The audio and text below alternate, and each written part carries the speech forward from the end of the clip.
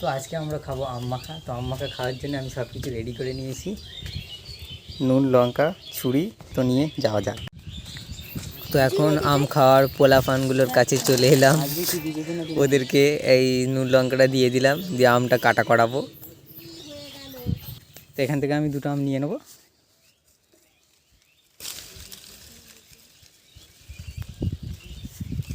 আম প্রচুর হয়েছে। তো আম কাটা চালু হয়ে গেল। আমটা এখানে ভালো করে কেটে নেব, ছাল ছাড়িয়ে ছাড়িয়ে কাটছে, দেখেছো?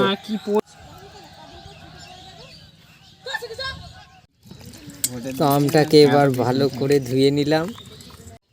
আমটাকে ধোয়ার পর এবার কাঁচা লঙ্কাটাকে বেশ করে ছুরি করে কাটছে, হাতে করেও পারছিল না। এবার দিয়ে দিচ্ছে বেশি করে নুন লঙ্কা।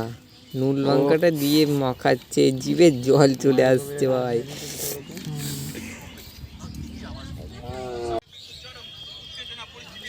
এখন আমি তুলে নিলাম একটা, দেখতেই পাচ্ছ রংটা পুরো লাল হয়েছে।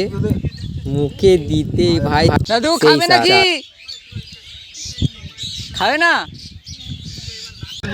আর একটা যে আম ছাড়ানো ছিল ওটা শেষ, আগেরটা শেষ হয়ে যাওয়ার পর এটাকে আবার ভালোভাবে মাখিয়ে নিল। তোমার পাশে বসেছিল, লোভ সামলাতে ঠাকমাকে একটু দিয়ে এলাম। তো এ খেয়ে এখন ওর প্রচুর ঝাল লেগে গেছে, জিভের নাল ঝুল সব কাটছে। দাদুকে যে তখন ডাকলাম এলো না, কিন্তু লোভ সামলাতে না পেরে দাদু নিজেও চলে এলো। যাই বলি আম মাখাটা কিন্তু সেই লাগছিল খেতে, তোমরা ট্রাই